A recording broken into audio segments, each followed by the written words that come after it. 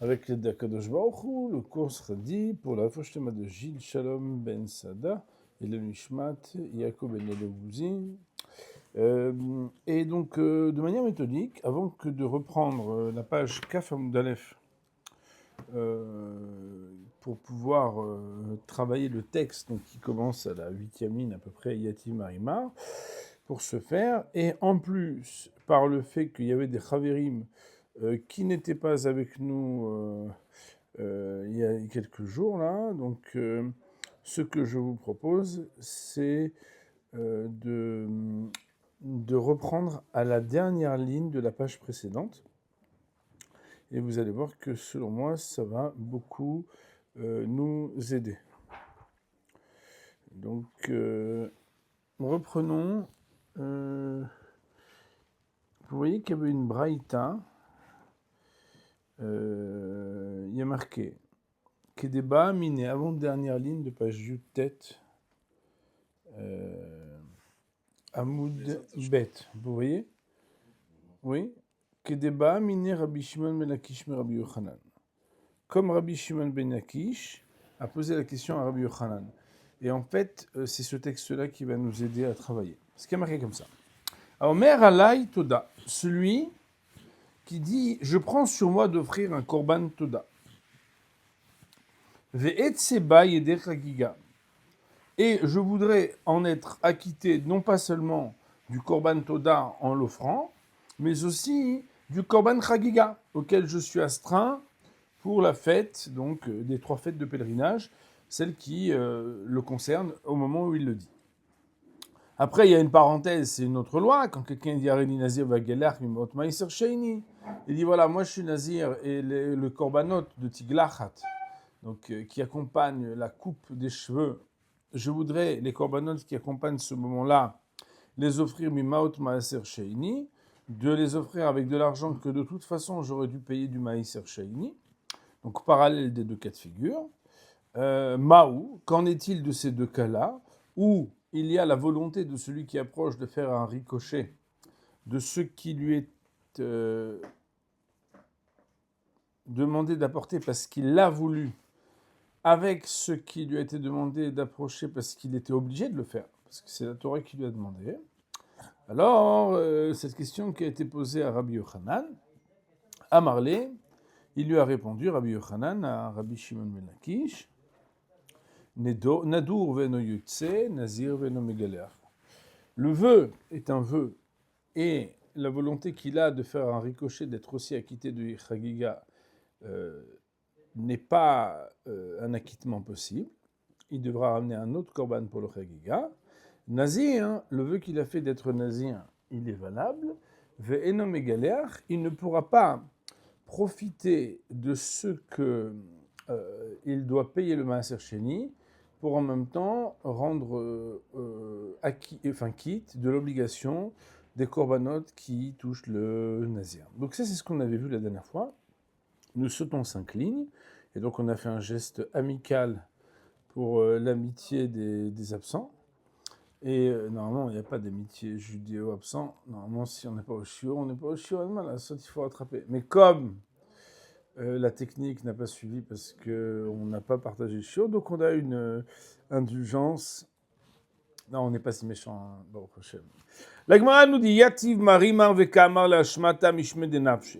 Il était installé, Marimar, ça veut dire qu'il était assis à la yeshiva ou avec des amis en train d'étudier la Torah. Vekamar lashmata. Et il disait ce texte de Torah. Shmateta, en araméen, ça veut dire la suga, le sujet.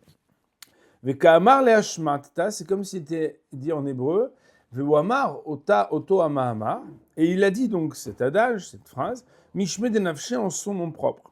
Nous dit Rashi Akadosh, de quoi s'agit-il? Regardez, je vous aurais recommandé, si vous avez un petit crayon, de souligner sur Rashi.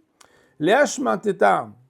Donc, ce texte de Omer Arealai Toda Vetsebaïde Chagiga, qui parle de celui qui veut offrir un Toda et être acquitté par ricochet aussi du Korban Chagiga, il a dit Mishme de Nafshe. Mishme de Nafshe, ça veut dire Mishem Atzmo. Velo Amarla Belashon Baya. Il ne l'a pas dit comme une question qui a été posée.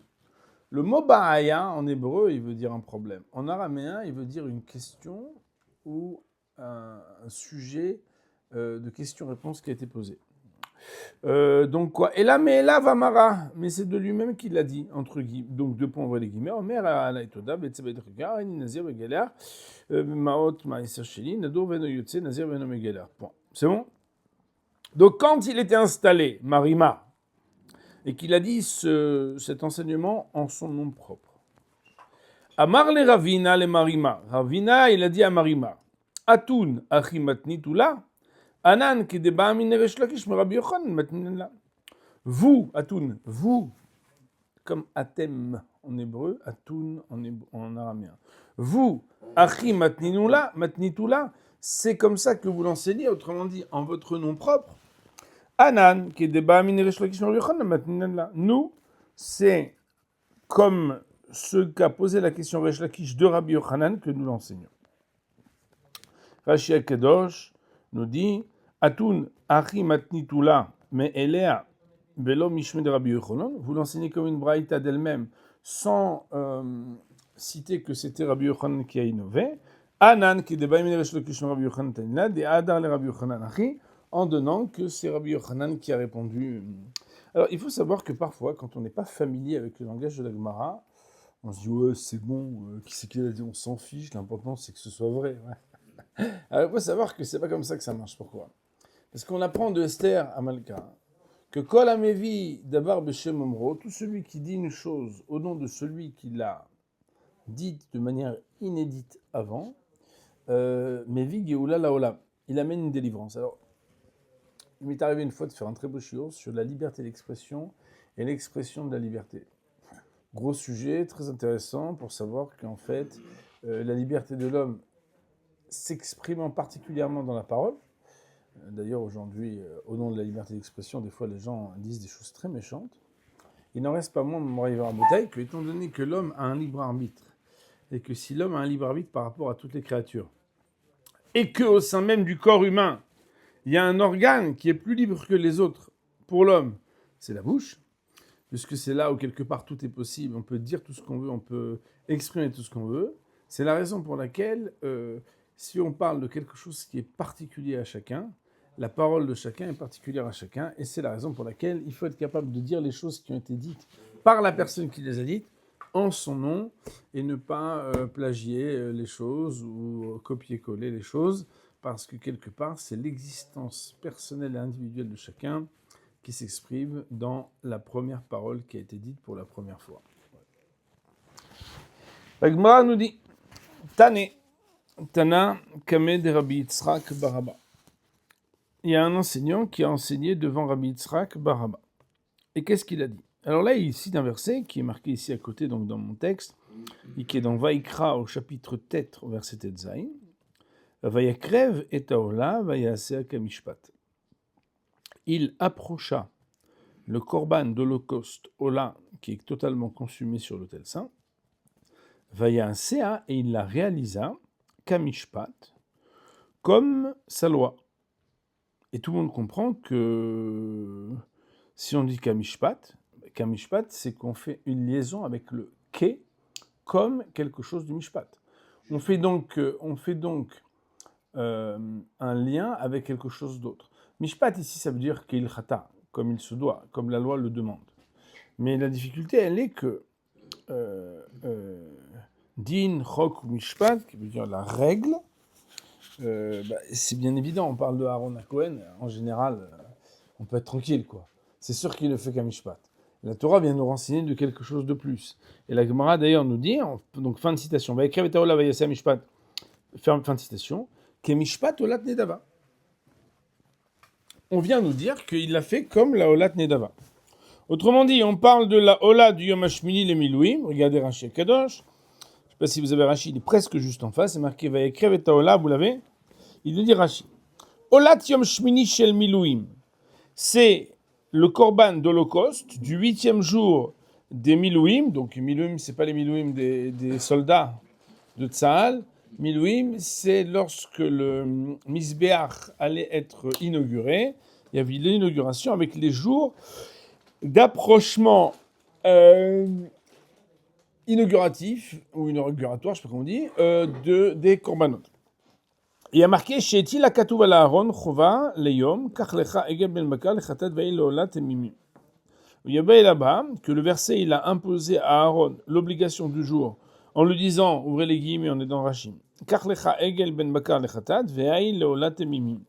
Donc il faut prendre un Egel, un veau, un agneau, pardon. On peut dire un veau. Ben Bakar, lechatat, en korban chatat. Et Aïl et un bouc on dit un cerf. Ouais. Aïl, les Ola, Temimim. C'est un bouc. Les Ola pour un Ola, et les deux doivent être Temimim, ça veut dire sans défaut. Et donc, Vayase un Kamishpat, ben lui il a fait Kamishpat. Ça veut dire quoi? Ma Mishpat et Amour Beolat Rova, Al Kochacha Kamishpat Ameforash Beolat Nedava. Qu'est-ce qu'on fait dans cette Ola qui est une Ola d'obligation? Ben on l'a fait comme la Ola Nedava. Mais Vaikra Kaama, parce qu'il y a marqué dans Vaikra, chez Kol Mishpete Ola ou Shlamim, Sham, Nemru, que là-bas on parle de Ola et Shlamim, tous les lois ont été citées. Chez le Nedava, Davar Diber Katou. Dirtiv Adam qui écrit Mikem, Mashma Lechirtse écrit, Urtiv Atam Samach Yedo. Et à propos du Korban Nedava, il y a marqué là-bas qu'il devra adosser ses mains sur le Korban. Veate Aïk Mishpat. Alors, étant donné que ici qu'on parle du Korban Chova, et on nous dit qu'il l'a réalisé comme la même loi, alors on te dit que la même loi qui avait été dite à propos du Korban Nedava pour lequel il fallait mettre les mains dessus, ça vient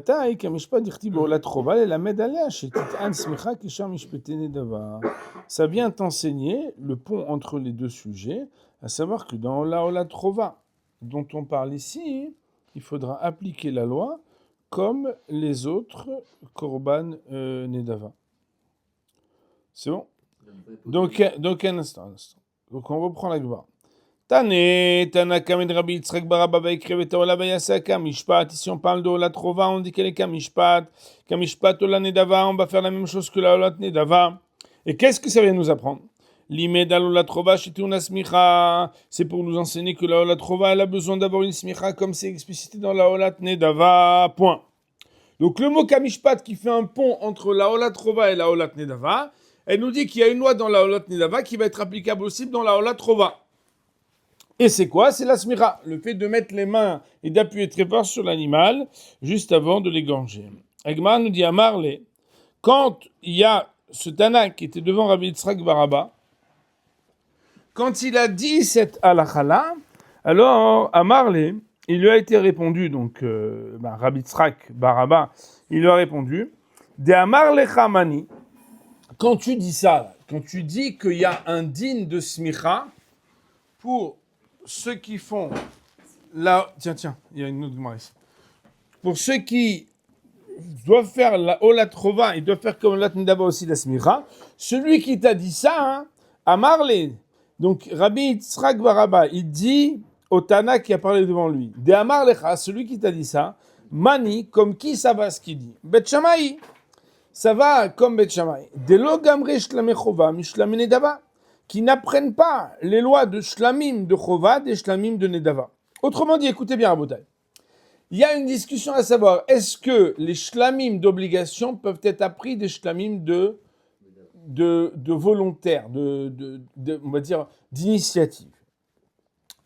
Et si, comme Bet Shammai, il n'y a pas de pont basique entre les Shlamim de Chovad et les Shlamim de Nedava, alors, tu peux imaginer, entendre qu'on a besoin d'expliquer que Kamishpat fait le pont entre les Nedava et le Chova.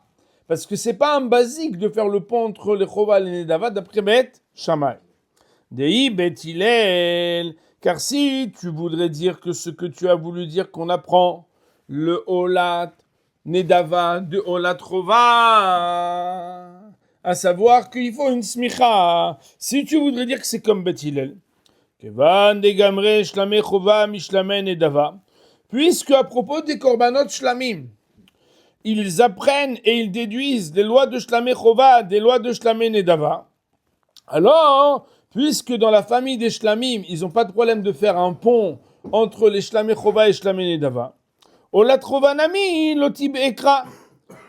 À propos de Olat Nami, de Olat Chova aussi, Lotib Ekra, il n'y aurait pas eu besoin d'un verset pour faire le pont entre les deux.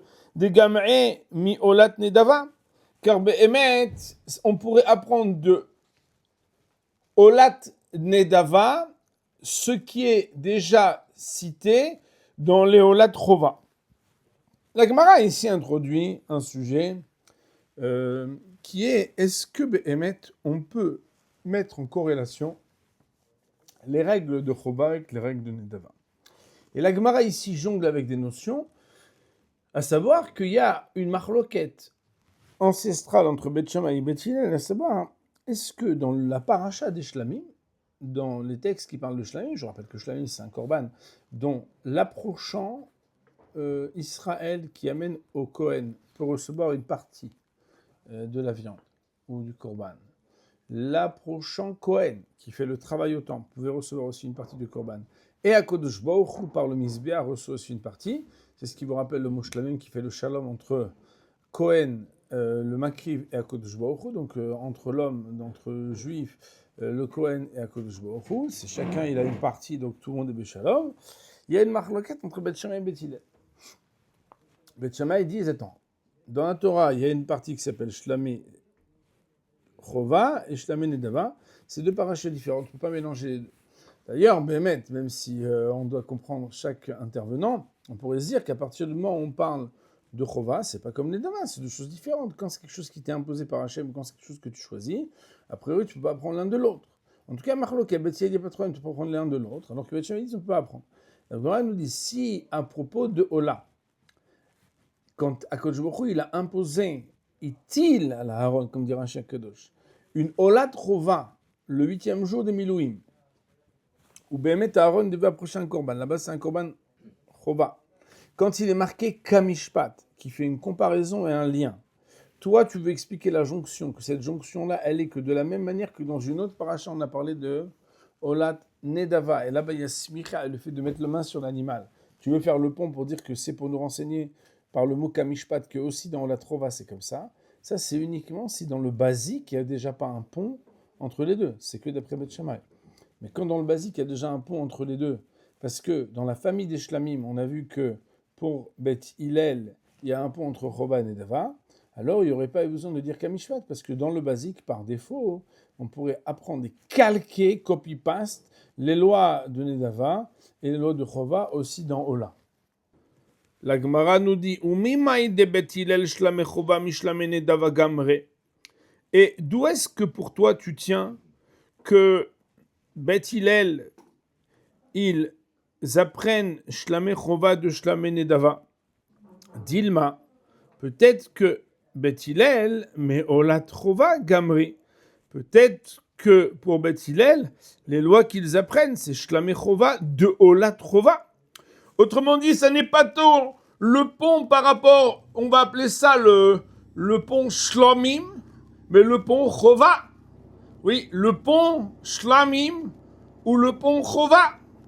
Autrement dit, si tu dis qu'il y a un pont qui est fait par Beth Shammai, qui te dit que... Pardon? Oh. Donc la Gemara, elle dit, qui te dit que pour Beth Hillel, on fait le pont de Shlamim à Shlamim? En disant, Chova et Nedava, c'est pas un problème. L'important, c'est comme c'est Shlamim, c'est dans la même famille. Peut-être que Beth Hillel, ce qu'ils apprennent, c'est qu'ils apprennent Olat Chova de Shlamei Chova de Olat Chova. Et alors, la Gemara, elle dit, Ve Olat Chova Gufa Ba'yakra. Et Olat Chova eux-mêmes ont besoin d'un verset. Alors, on va regarder dans Rashi qui va nous expliquer cette question. La Gemara, Rashi nous dit comme ça. Oumi Maïde Beth Hillel, on est descendu beaucoup plus bas dans la page, on est en face du mot Yadam, du mot Lael. Oumi Maïde Beth Hillel, et d'où est-ce que tu tiens pour toi que Beth Hillel, Dilma, Leolam, Chova Minedava Lo Gamrinan? Peut-être qu'en réalité, une obligation, on ne peut pas apprendre de quelque chose qui est à l'initiative de la personne. Et là, seulement que Bet Hillel chova mechova gamri. Quand ils font un pont, ils ne peuvent faire un pont que quand c'est d'une obligation à une autre. Shlamé chova meolat chova. En disant que je veux bien apprendre les lois de Shlamé chova, des lois de Olat chova. Car c'est la raison pour laquelle il reste encore la possibilité de comprendre le texte que nous avons cité comme étant celui qui concerne non seulement Bet Shammai, mais aussi Bet Hillel. Car Olat chova baya ikra. C'est pourquoi Olat chova elle-même nécessitera le verset des Kamishpat, de Kamishpat qu'on a cité, Vayasa Kamishpat, Liot Mefor Rashba, pour avoir un pivot explicite sur lequel s'appuyer. Veilo, et que si jamais il n'y avait pas Kamishpat pour renseigner de la Olat chova, Lo Aveyadin ad Smicha, on n'aurait pas su qu'on doit mettre les mains pour appuyer sur l'animal. Lo be'ola, velo be'shlamim, ni dans Olat chova, ni dans Shlamim de chova. Ve'achmatnita dibra kol'i. Et à ce moment-là, le texte qui a été cité par ce Tana, il pourra aller d'après Bet Shammai, d'après Bet Hillel. Je réexplique à l'oreille, chers amis. La Gemara vient et nous dit que il y a un Rav qui a commenté que Vayaseh Kamishpat est un renseignant, c'est quelque chose qui renseigne, que les mêmes lois qui s'appliquent pour la Olat Nedava s'appliquent pour la Olat chova, de mettre les mains sur l'animal avant de l'égorger.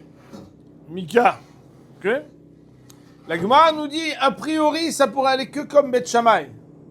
Parce que Bet Shammai, ils n'apprennent pas les Shlamé Nedava, Shlamé chova de Shlamé Nedava.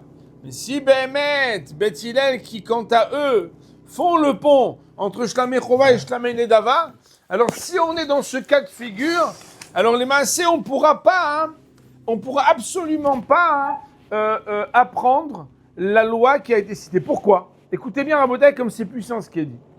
La Gemara, elle nous dit pourquoi? Parce qu'en réalité, tu n'as pas le choix que de te dire qu'on renseigne quelque chose qui n'est pas basique. Mais si c'est quelque chose qui est basique, on n'a pas besoin de l'apprendre. Or, si déjà pour une raison ou pour une autre, tu fais le pont entre chova et Nedava, par ailleurs dans Shlamim, ça veut dire que dans Ola aussi, tu peux faire le pont entre chova et Nedava. Jusqu'à présent, j'ai rien dit de spécial. La Gemara vient nous dire, mais attends, j'ai pas compris. Qui t'a renseigné de l'opinion de Bet Hillel? Toi, tu dis, Bet Hillel, ils apprennent tout. Mais est-ce qu'ils apprennent tout en un enseignement ou en deux enseignements? Car voilà, que d'un côté, tu dis apprendre Shlamim. A priori, Shlamé chova, Shlamé Nedava, c'est kiff-kiff. Moi, je vais te dire pas du tout. Parce que peut-être que ce qui est le pont que Bet Hillel veulent bien faire, c'est entre chova et chova. Ou entre Nedava et Nedava. Mais entre chova et Nedava, ils ne peuvent pas apprendre. D'ailleurs, c'est hyper logique de réfléchir comme ça. Pourquoi? Parce qu'à partir du moment où tu as trouvé dans la Torah une paracha qui oblige, quand la paracha t'oblige, il y a la paracha de l'obligation et il y a la paracha de l'initiative qui te permet de faire le pont entre la paracha de la permission et la paracha de l'obligation. Ça, c'est pas quelque chose qui est standard. C'est la raison pour laquelle, peut-être qu'en vraie vérité, Bet Hillel, quant à eux, c'est vrai que à la fin du jour, comme ils disent en anglais, il a et Olat chova, et Olat Nedava, et Shlamé chova, et Shlamé Nedava. Mais par où ça passe? Peut-être qu'en réalité, tout ce qu'ils apprennent des lois de Shlamé chova, ils l'apprennent de Olat chova. Mais Olat chova elle-même, d'où tu sais qu'il y a smicha, peut-être qu'elle-même tu as besoin de l'apprendre de Olat Nedava. Et c'est la raison pour laquelle, plutôt que de dire que ce texte il dirait que comme Bet Shammai, qui n'apprennent pas Olat chova, de Olat chova pour Shlamé chova, peut-être que tu peux dire que non, ça va même comme Bet Hillel. Seulement pour Bet Hillel, il y a deux apprentissages.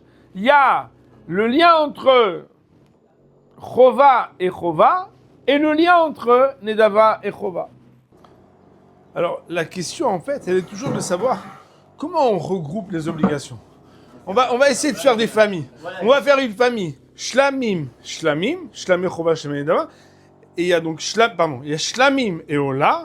Et d'un autre côté, il y a la famille ola et nedava. On peut faire des coupes transversales. Et on va mettre que, donc, si on met par exemple dans la première ligne, shlamim et chova, et qu'en dessous on a shlamim et ola, pardon. Et dans shlamim, on a deux. On a shlamé chova et shlamé nedava. Et dans ola, on a ola et olat nedava. Alors on peut dire qu'on peut prendre les choses de deux manières. Soit on dit qu'on fait un pont de colonne, soit on fait un pont de ligne. À savoir, si on dit qu'on n'a aucun problème d'apprendre des lois de Nedava pour les lois de Chova, des lois de Chova pour les lois de Nedava, en faisant un pont par défaut. En disant, à partir du moment où c'est la même famille, par exemple c'est des shlamim, tous les shlamim sont logés à la même enseigne, quel que soit ce que tu veux faire. Alors à ce moment-là, on se dit, bon, à partir du moment où pour toi, tu fais pas de différence entre Shlamé Chova et Shlamé Nedava, tu pourrais dire de la même manière, dans les Ola, hein, tu renseignes des Olat Chova et des Olat Nedava l'un pour l'autre. Par contre, il y a une deuxième manière de comprendre. C'est peut-être qu'on peut dire, non, en réalité, ce qui est important, c'est de savoir est-ce que c'est Chova ou est-ce que c'est Nedava. Le Chova peut indiquer et enseigner sur un autre cas de Chova. Le Nedava pourrait enseigner sur un autre cas de Nedava. Mais Chova et Nedava sont deux sujets différents. Pourquoi? Parce que on pourrait dire qu'il y a la nature et la fonction. Shlamim et Ola, c'est la nature. Et la fonction Chova et Nedava, c'est la fonction. Parce que Shlamim et Ola, c'est deux korbanot de styles différents. Parce que c'est des animaux qui, soit ils sont totalement consumés, soit ils ne sont pas totalement consumés.